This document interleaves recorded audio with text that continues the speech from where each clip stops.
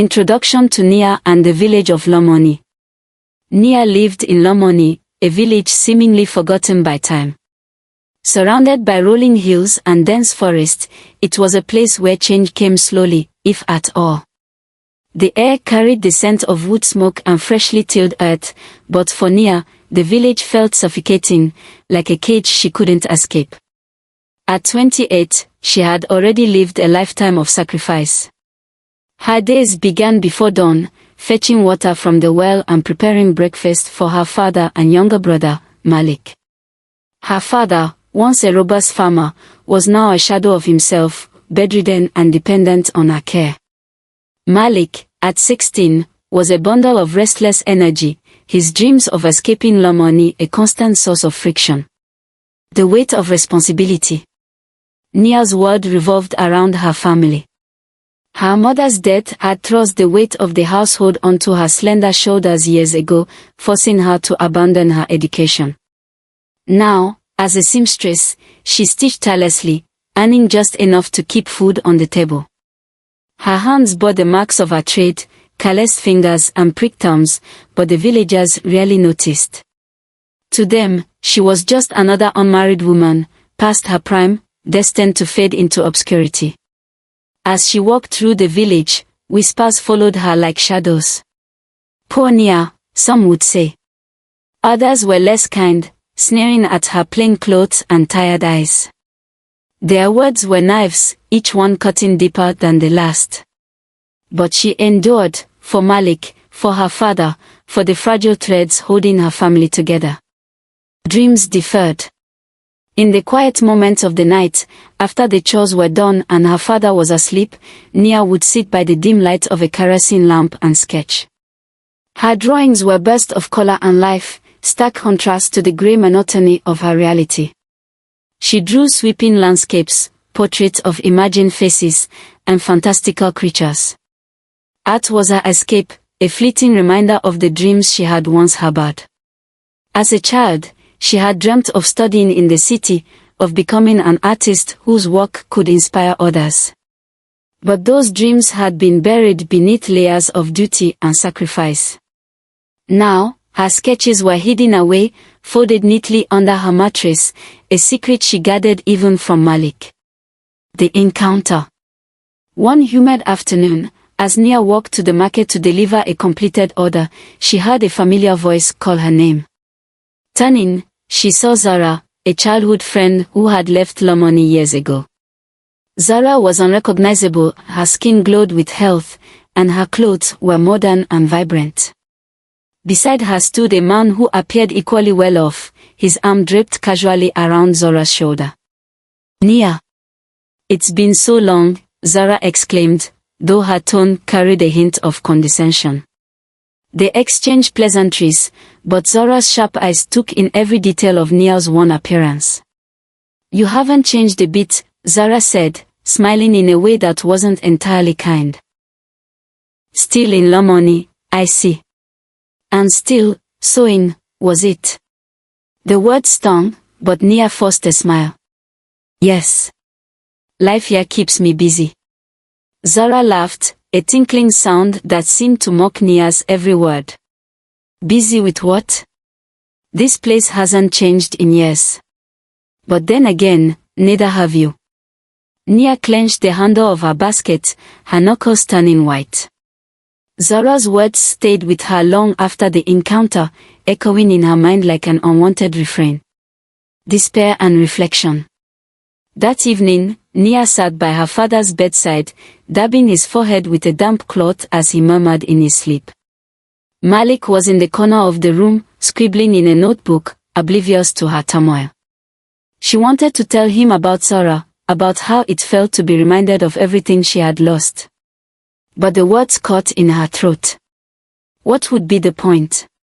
Her gaze fell on the lamp's flickering flame, its dancer mirror of her dwindling hope. She thought of her mother, who had always encouraged her to dream big, and wondered if she had let her down. Was this all her life would ever be, a cycle of work, care, and sacrifice? The thought was unbearable. As the night deepened, Nia pulled out her sketchbook and began to draw. Her hands moved with urgency, creating lines and shapes that reflected the storm within her. She drew a woman standing at the edge of a vast ocean, her back to the viewer, staring at the horizon. It was a symbol of longing, of a desire for something more. But as she finished, a tear fell onto the page, smudging the ink. She closed the book and tucked it away, her heart heavy with the knowledge that her dreams, like the smudged drawing, might never come to fruition. Key themes and emotional beats. Sacrifice. Nia's life revolves around her family, but her sacrifices leave her feeling unseen and unappreciated. Isolation. The gossip and judgment of the villagers deepen her loneliness, reinforcing her sense of being trapped. Dreams versus reality. Her art symbolizes her unfulfilled potential and the life she might have had. Emotional impact. The encounter with Zora is a turning point, forcing Nia to confront her feelings of inadequacy and despair. Malik's illness. The rains came late that year, bringing with them a biting chill that seeped into every corner of Lomoni. One morning, Nia found Malik shivering under his blanket, his forehead burning with fever. His once spirited voice was now a weak whisper. She pressed a damp cloth to his brow, her heart racing as he coughed and winced in pain. The local healer provided a mixture of herbs but warned Nia that Malik needed proper medicine, the kind sold in the city's pharmacies. The cost, however, was far beyond what her meager earnings as a seamstress could cover. Nia worked tirelessly, taking on extra orders and sewing late into the night by the light of a kerosene lamp. But no matter how much she earned, it wasn't enough. Watching Malik grow weaker each day filled her with a crushing sense of helplessness. A difficult choice. One evening, as Malik slept fitfully, Nia sat at the edge of his bed. Mama Binta, their elderly neighbor, arrived with a pot of soup and sat beside her. "You cannot pour from an empty cup, my child," Mama Binta said gently. "You've done all you can, but maybe it's time to think about leaving." Nia looked up, startled. "Leave? But who would take care of Baba and Malik?" "I will watch over them," Mama Binta assured her. "You've given so much of yourself, Nia. Maybe it's time to seek a better future, for all of you." The idea of leaving Lomoni had always felt impossible. This village, despite its hardships, was all she knew. But now, faced with Malik's illness and the growing weight of her responsibilities, Nia realized she had no other choice. If she stayed, nothing would change. If she left, there was a chance, no matter how small, that she could give her family the life they deserved. The farewell. The morning of her departure was bittersweet. Nia packed her belongings into a small bag, her fingers trembling as she folded her clothes and tucked away her sketchbook. Malik, pale and frail, sat on the bed, trying to muster a smile. "Will you come back soon, Nia?" he asked, his voice barely audible. "I promise," she said, her voice thick with emotion. "I'll return with everything we need to make things better." Tears filled his eyes as he clung to her for one last embrace. "You're the strongest person I know, Nia. I'll be waiting for you." Mama Binta stood by the door, her weathered face lined with worry and understanding. "Go with courage, my child," she said, placing a comforting hand on Nia's shoulder. "We'll take care of things here." As Nia stepped onto the road leading out of the village, she glanced back one last time. The sight of Malik waving weakly from the doorway burned into her memory. She clutched her bag tightly and turned away, her heart breaking with every step. The journey to the city. The bus ride to the city was both exhilarating and terrifying. It was the first time Nia had left Lomoni, and the sights along the way were a whirlwind of new experiences. Rolling hills gave way to bustling towns, and the dirt roads turned into smooth highways lined with brightly painted billboards. Nia's excitement was tempered by the gnawing fear of the unknown. She had no clear plan beyond finding work and sending money home. The city loomed on the horizon, its skyscrapers piercing the clouds like spears of glass and steel. It felt like another world, one filled with both promise and peril. Meeting Auntie Zora. On the bus, Nia sat beside an older woman with a striking presence. Dressed in colorful, flowing fabrics and adorned with bold jewelry, the woman exuded confidence and mystery.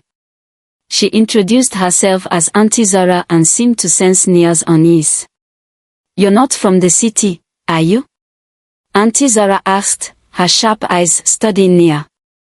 "No, I'm from Lomoni," Nia replied hesitantly. "It's my first time leaving home." Auntie Zora nodded knowingly. The first step is always the hardest, but it's the one that matters most. As the journey continued, Auntie Zora shared stories of her own struggles, how she had left her village years ago with nothing but hope and determination. Her words were both comforting and inspiring, though there was an enigmatic quality to her demeanor that Nia couldn't quite place. Before they parted ways, Auntie Zora leaned in close and said, "Sometimes, to find the light, you must walk through the shadows. Remember that." The cryptic advice lingered in Nia's mind as she stepped off the bus and into the chaos of the city. Arrival in the city. The city was overwhelming. The streets buzzed with life, cars honking, vendors shouting, and people rushing in every direction. Nia clutched her bag tightly, feeling small and out of place amid the towering buildings and endless crowds. Her first stop was a small hostel recommended by Auntie Zora, where she rented a modest room. The walls were thin, and the bed creaked with every movement, but it was a roof over her head. That night, as she lay on the unfamiliar mattress, Nia stared at the ceiling, her mind racing. She thought of Malik and her father, of Mama Binta's kind words, and of Auntie Zora's mysterious advice. The path ahead was uncertain, but she knew one thing: she couldn't turn back. Arrival in Darim. The city of Darim was unlike anything Nia had ever seen. Towering buildings stretched toward the sky, their windows glinting like mirrors in the sunlight. The streets buzzed with life, cars honking, vendors shouting, and pedestrians weaving through the chaos with practiced ease. For Nia, the sheer scale and pace of the city were overwhelming.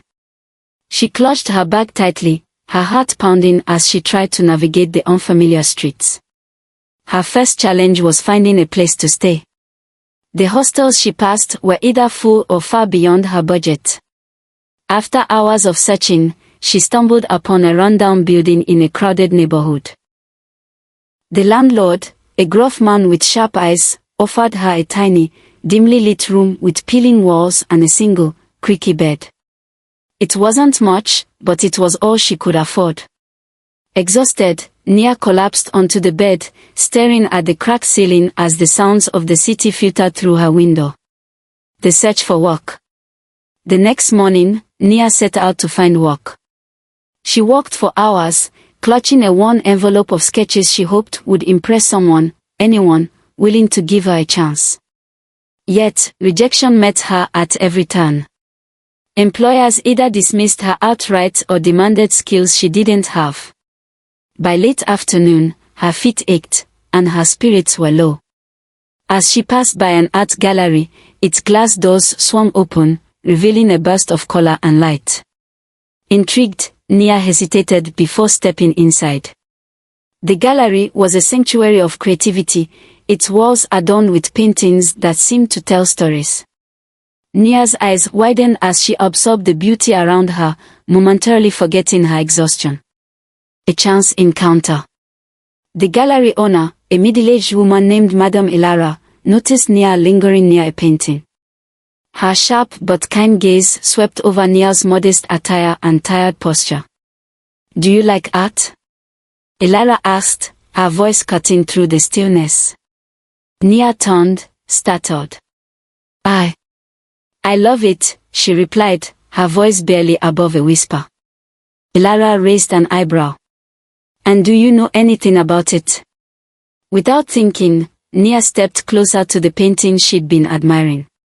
This one, it's striking because of the way the artist uses contrasting colors to create depth. It feels alive, like it's moving. Ilara's lips twitched into a small smile. Interesting observation. Are you looking for work? Yes, Nia said quickly, her heart racing. Well, I need a cleaner, Ilara said bluntly. It's not glamorous, but it's honest work. If you're interested, come back tomorrow. Though it wasn't the opportunity she had dreamed of, Nia accepted. She thanked Ilara and left the gallery with a faint glimmer of hope. Life at the gallery.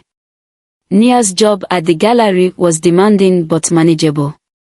She scrubbed floors, dusted shelves, and polished glass displays, her hands constantly at work. Yet, being surrounded by art brought her unexpected joy. Each day, she lingered near the paintings, studying their techniques and imagining the stories behind them. Ilara, though stern, seemed to take note of Nia's interest. Occasionally, she would share snippets of information about the artist, deepening Nia's understanding of the craft. Sketching in solitude. At night, after her shift at the gallery, Nia would return to her tiny room and sketch by candlelight. The vibrant artwork she saw during the day inspired her creations. Her drawings grew bolder, filled with vivid colors and intricate details that reflected her newfound perspective. One evening, while sketching a street scene from memory, Nia felt a spark of pride she hadn't experienced in years. For the first time, she began to believe that her passion for art might lead to something more. Meeting Lila. It was during her second week at the gallery that Nia met Lila, another cleaner who was outgoing and quick to laugh. Lila was a petite woman in her early 20s with a knack for finding humor in even the grimmest situations. Her presence was like a burst of sunshine in Nia's otherwise solitary days. You're not like most people here, Lila said one afternoon as they mopped the gallery floor. You're quiet, but your eyes, they're always full of curiosity. Nia smiled shyly. I've always loved art. It's my escape. Lila tilted her head, her expression turning serious. You know, I've seen you sketching. You've got real talent. Nia's cheeks flushed. It's just a hobby. Nothing more. Why does it have to be just a hobby?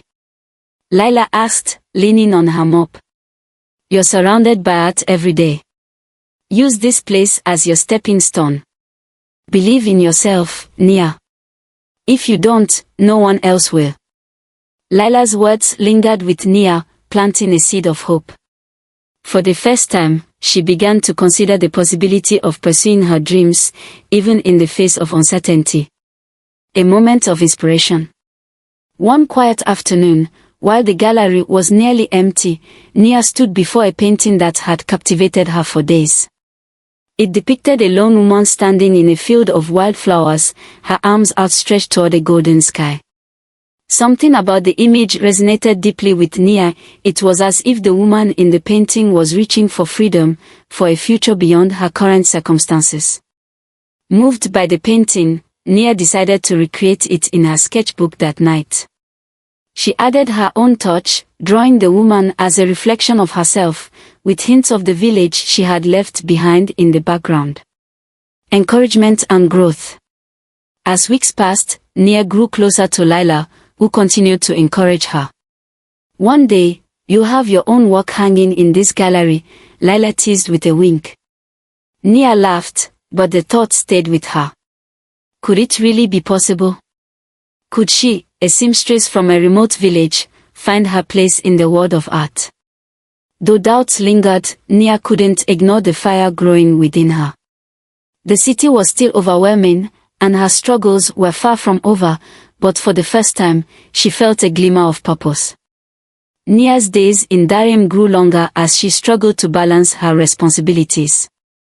The gallery demanded much of her energy, cleaning displays, handling maintenance, and occasionally assisting with deliveries. Despite the exhaustion, she carved out time each evening to sketch, her passion for art fueling her through the drudgery. Every spare coin she earned went toward Malik and her father. Letters from Malik detailed the challenges at home. Their father's health declining, the increasing difficulty of affording food, and Malik's dreams of pursuing school fading under the weight of their poverty. Each letter strengthened Nia's resolve, but it also filled her with guilt. She wanted to do more, but her resources were limited. Mr. Okoro's interest.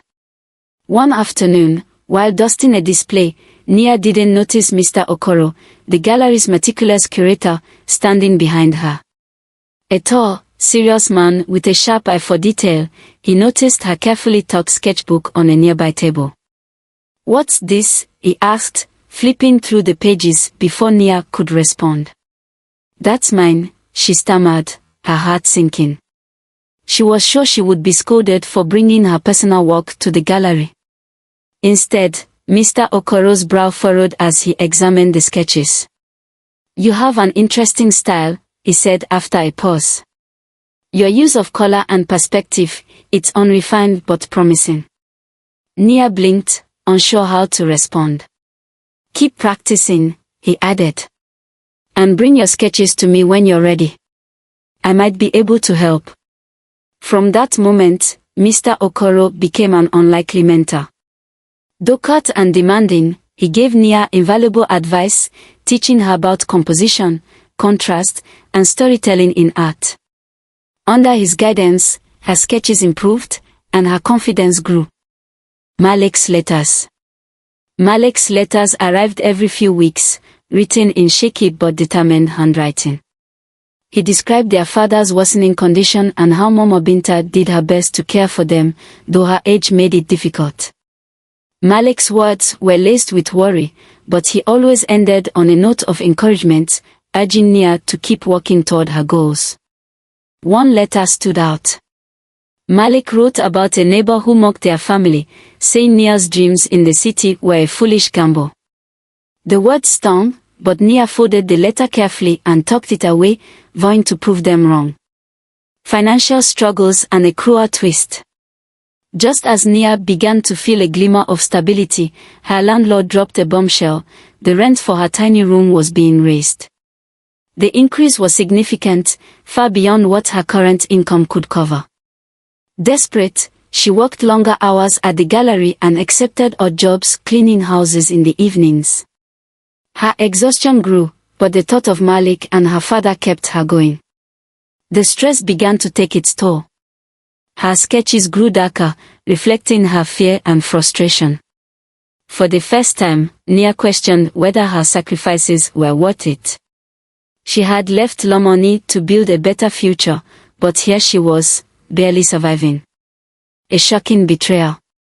Laila had become one of the few bright spots in Nia's life. Her infectious laughter and unwavering optimism often lifted Nia's spirits. However, that trust was shattered when Nia discovered some of her sketches missing from her sketchbook. A few days later, during a gallery event, Nia overheard two employees complimenting Laila on her artwork displayed in the back room. Her heart sank as she rushed to see it for herself. There, on the wall, were her missing sketches, signed with Laila's name.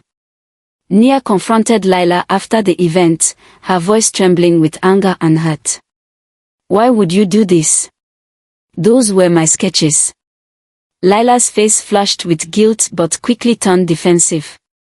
"I didn't think you'd mind. You're not even using them for anything important. I just wanted to see if they'd get noticed." Nia's chest tightened. "They're mine. You had no right." Laila scoffed. "You're too scared to show anyone your work anyway. At least I'm doing something with it." The betrayal left Nia reeling. Laila's actions cut deeper than the theft itself. It was a blow to the fragile trust Nia had placed in her only friend in the city. Picking up the pieces. That night, Nia sat alone in her tiny room, staring at her scattered sketches. The betrayal stung, but it also forced her to confront her fears. Laila was right about one thing: Nia had been hiding her work, too afraid of failure to take risks. Fueled by a mix of anger and determination, Nia decided to reclaim her voice. The next day, she gathered her best sketches and presented them to Mr. Okoro. "These are mine," she said firmly, her hands trembling but her gaze steady. Mr. Okoro examined the drawings in silence before nodding. "You've improved," he said. "Let's see what we can do with this." Channeling pain into art. In the weeks following the betrayal, Nia's emotions churned like a storm, anger, sadness, and frustration battling for dominance. Instead of letting these feelings consume her, she turned to her art. Each evening after her gallery shifts, she poured her heart onto the canvas, using bold, aggressive strokes to capture her turmoil. The result was a piece she titled Through the Shadows. It depicted a lone figure walking through a dark forest, light breaking through the tangled branches above. The figure's face was obscured, but its posture, upright, determined, radiated strength. The artwork symbolized her own journey through adversity, a testament to her resilience and unyielding hope.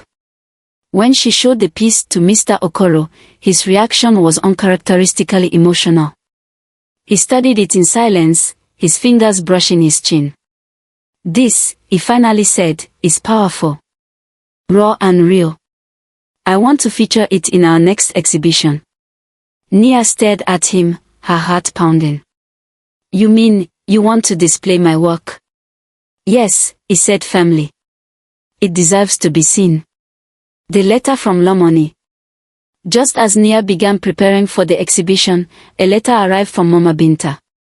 Her hands trembled as she opened it, fearing the worst. The letter confirmed her fears. Malik's condition had worsened, and their father, too, was struggling to cope. Mama Binta urged Nia to return, warning that Malik might not have much time left. The weight of the words pressed heavily on her chest. She paced the length of her small room, torn between her family's dire situation and the opportunity she had worked so hard to secure. The exhibition was only weeks away, a chance that might never come again. But how could she focus on her art knowing Malik was suffering? A familiar face. While grappling with her decision, Nia encountered a familiar figure in the bustling marketplace, Auntie Zora, the enigmatic woman she had met on the bus to Darim. Dressed in her usual vibrant attire, Zora's warm smile cut through Nia's haze of worry. "You look troubled, child," Zara said, taking Nia's hand and leading her to a quiet corner. Nia poured out her heart, sharing her dilemma. "I don't know what to do. Malik needs me, but so does this chance. I feel like I'm failing either way." Zara listened patiently, her expression thoughtful. "Do you remember what I told you on the bus?" she asked. "To find the light, you must walk through the shadows," Nia replied softly. "Exactly," Zara said. "Sometimes, the hardest choices lead to the brightest outcomes. Trust your instincts, Nia. You know what you need to do." Zara's words resonated deeply, and for the first time, Nia felt a sense of clarity. A difficult decision. That evening, Nia sat by the faint glow of her lamp, rereading Mama Binta's letter. She withdrew the small bundle of money she had been saving and counted it carefully. It wasn't much, but it could make a difference for Malik. The next morning, Nia visited a money transfer office and sent a significant portion of her savings to Mama Binta. She enclosed a note asking her to use the funds for Malik's treatment and assuring her that more help would come soon.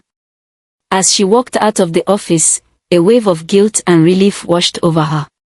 She had chosen to stay in Darim and pursue the exhibition, but she was determined to succeed, not just for herself, but for Malik and her father. Preparing for the exhibition. The gallery buzzed with activity in the weeks leading up to the exhibition. Nia worked tirelessly, assisting with preparations while refining her piece. Mr. Okoro guided her through the process, teaching her how to frame and present her work professionally. For the first time, Nia felt like she belonged in the world of art. The gallery staff, who once saw her only as a cleaner, began to treat her with respect, curious about the story behind her piece. The power of Through the Shadows. On the day of the exhibition, Nia's nerves were a tangled mess. As guests began to arrive, she stood near her artwork, unsure whether to stay or hide. The gallery was filled with well-dressed patrons, their conversations a hum of excitement. When the moment came for Mr. Okoro to introduce her piece, he spoke with genuine admiration. "This work," he said, gesturing toward through the shadows, "is a testament to resilience and hope. Its creator, Nia, is a rising talent with a remarkable story." The applause that followed brought tears to Nia's eyes. People approached her, asking about her inspiration and praising the emotion captured in her work. For the first time, she felt seen, not as a struggling seamstress or a cleaner, but as an artist. A letter of gratitude. A week after the exhibition, Nia received another letter from Mama Binta. This time, the tone was lighter.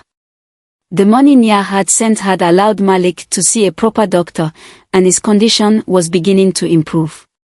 Mama Binta wrote of Malik's pride in his sister, sharing how he told anyone who would listen that Nia was destined for greatness. The letter brought a smile to Nia's face. She realized that her choice to stay in Dar aim hadn't been selfish, it had been necessary. By pursuing her dreams, she was creating a better future for herself and her family. The night of the exhibition. The evening of the exhibition was a whirlwind of emotions for Nia. The gallery, bathed in soft golden light, buzzed with energy as guests in elegant attire strolled through, admiring the artwork on display. Nia stood near her piece, through the shadows, her heart pounding as strangers stopped to gaze at it, murmuring their thoughts. The attention was overwhelming, but Nia forced herself to remain composed. She felt the weight of her journey, every hardship, every sacrifice, culminating in this moment. Toward the end of the evening, a regal woman in her late 50s approached Nia's piece. Dressed in a sleek silk gown with a commanding presence, she studied the artwork for several minutes before turning to Nia. "You're the artist?" the woman asked, her tone warm but firm. "Yes," Nia replied, her voice steady despite her nerves. "I'm Mrs. Adeola," the woman introduced herself. "Your work speaks volumes. It's raw, honest, and deeply moving. Tell me, what inspired this?" Nia hesitated, then shared her story, the struggles in Lomoni, her family's sacrifices, and her journey to Darim. Mrs. Adeola listened intently, her expression thoughtful. "An unbelievable opportunity."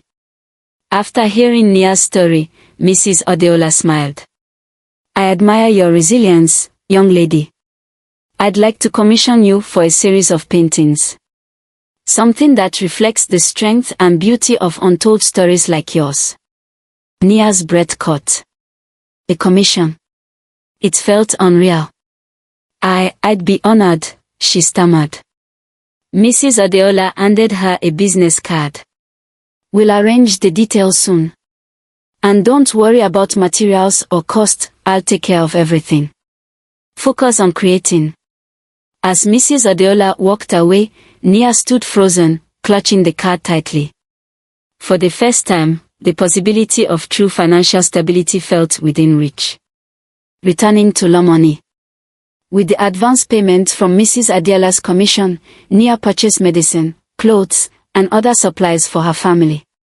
She also saved enough to cover Malik's education fees, determined to give him the chance she never had. The journey back to Lomoni was bittersweet.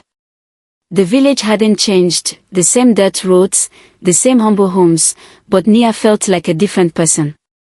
As she approached her family's house, she saw Malik standing outside, thinner than she remembered but smiling brightly when he spotted her. "Nia," he shouted, running to hug her. She held him tightly, tears streaming down her face. Her father, though frail, managed a weak smile as she entered the house. Mama Binta, ever kind, welcomed her warmly. Nia distributed the gifts she had brought, medicine for her father, school supplies for Malik, and a new shawl for Mama Binta. The joy on their faces was worth every sacrifice.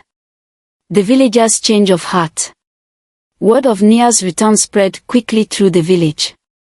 Curious neighbors gathered outside her home, whispering among themselves. The same people who had once mocked her for her unfulfilled dreams now approached her with awe and admiration. "I heard your artwork was shown in a big gallery in the city," one woman said, her tone deferential. Another added, "You've made us proud, Nia. It's not every day someone from Lomoni achieves such success."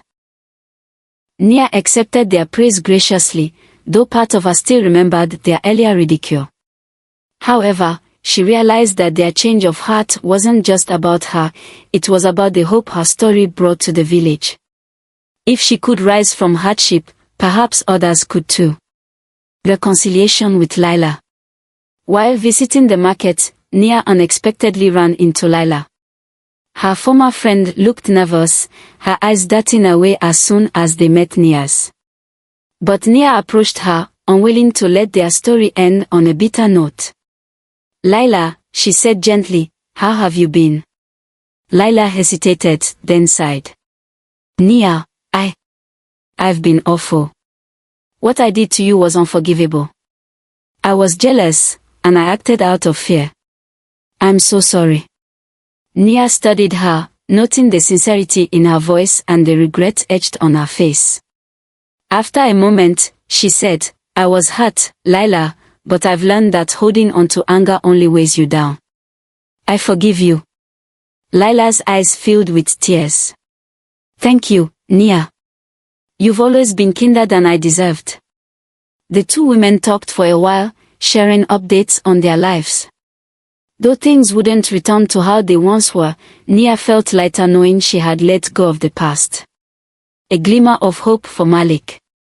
Before returning to Dar-Em, Nia sat with Malik under the shade of a large tree near their home. She handed him an envelope containing enough money to cover his school fees for the next year. "Your dreams matter, Malik," she said firmly. "Don't let anyone tell you otherwise." Malik hugged her tightly. "You've given me hope, Nia. I'll make you proud." Nia smiled, her heart swelling with pride and relief. She knew her journey wasn't over, but for the first time, she felt like she was truly building a better future for herself and her family. A new beginning for Malik. The bustling streets of Dar-Em now held a different meaning for Nia as she guided Malik through them. His eyes widened at the towering buildings and colorful shops, a mix of wonder and nervousness on his face. "This place is amazing," Malik whispered, clutching her hand. "But it's so big." "You'll get used to it," Nia replied with a smile. She had rented a modest apartment with 2 small bedrooms, a far cry from her cramped room in the rundown building she had first called home. Malik's new school was a short walk away, and she had arranged for him to receive proper medical care. Watching her brother settle into his new environment filled Nia with pride. His health improved quickly, and his natural curiosity flourished in the city's vibrant energy. For the first time in years, Nia felt like her family was truly moving forward. Opening the studio. With the support of Mrs. Adiala's commission and the acclaim from her recent exhibition, Nia realized her long-held dream of opening her own art studio. Located in a lively neighborhood of Dar-Em, the studio was a bright, welcoming space with walls adorned with her paintings and sketches. Nia's vision extended beyond creating art for herself. Inspired by her own struggles, she sought to mentor young artists from underprivileged backgrounds, offering them a platform to express themselves. She hired a small team of aspiring artists, many of whom had faced similar challenges in their lives. "Everyone deserves a chance to be seen," she told them during their first meeting. "Art is not just about talent, it's about heart, persistence, and telling your story." A surprise revelation. One afternoon, as Nia worked on a new piece in her studio, the door opened to reveal a familiar figure. Auntie Zara stepped inside, her vibrant attire as striking as ever. She carried herself with the same regal confidence, but her expression was softer than Nia remembered. "Auntie Zara!" Nia exclaimed, rushing to embrace her. "What brings you here?" I came to see the artist you've become, Zora replied with a knowing smile, her gaze sweeping over the studio. As they talked, Zora's words began to reveal a hidden truth. She spoke of her younger days as an artist, the struggles she faced, and the sacrifices she made to pursue her passion. Nia listened, piecing together the story until the realization dawned on her. You were an artist, Nia said, her voice filled with awe. That's why you understood my journey so well. Zora nodded. I saw a younger version of myself in you, Nia. I knew you had the strength to walk through the shadows and find the light. I simply wanted to guide you along the way. Tears filled Nia's eyes as she thanked Zora for her kindness and wisdom. The older woman's belief in her had been a beacon during her darkest moments, unveiling the light beyond the shadows. Months of dedication culminated in Nia's final masterpiece, a painting she called The Light Beyond the Shadows. The piece was a stunning blend of light and dark, portraying a journey through struggle and into triumph. The central figure, a woman standing at the edge of a shadowy forest, held a glowing lantern that illuminated a vast, open field. The painting was selected for an international art fair, a prestigious event that showcased talent from around the world. On the day of the unveiling, Nia stood before an audience of critics, collectors, and fellow artists. Her heart raced as the curtain dropped, revealing the masterpiece. The crowd's reaction was overwhelming. Applause erupted, and murmurs of admiration filled the air. The light beyond the shadows resonated deeply with viewers, many of whom approached Nia to share how the piece had moved them. This painting isn't just art, one admirer said. It's a story. A testament to resilience, reflection and gratitude. After the fair, Nia returned to her studio, exhausted but elated. She stood before her painting, tracing its lines with her eyes. The journey it depicted felt like a mirror of her own life. Each stroke a reminder of the struggles she had faced and the triumphs she had earned. As she sat by the window, Malik entered the room, holding a sketchpad. I've been practicing, he said, showing her his drawings. His talent was undeniable, and Nia's heart swelled with pride. You're going to be even better than me one day, she said, ruffling his hair. He grinned. Only because you showed me the way. That evening, Nia reflected on the path that had brought her here. From the dusty roads of Lomoni to the bright lights of Darim, every challenge had shaped her into the person she had become. She thought of Mama Binta, Mr. Okoro, Laila, and Auntie Zara. Each of them had played a role in her story, teaching her lessons she would carry forever. Closing the circle. Years later, Nia stood in her studio, now a bustling hub of creativity and mentorship. Young artists filled the space, their laughter and energy a testament to the thriving community she had built. The light beyond the shadows hung prominently on the wall, a symbol of hope and perseverance. As the sun set, casting a warm glow over the city, Nia stepped outside. She looked toward the horizon, the same way she had so many years ago when she left Lomoni.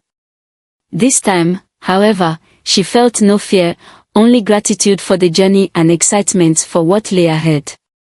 The shadows that once loomed over her life had given way to light, and she stood ready to embrace whatever came next.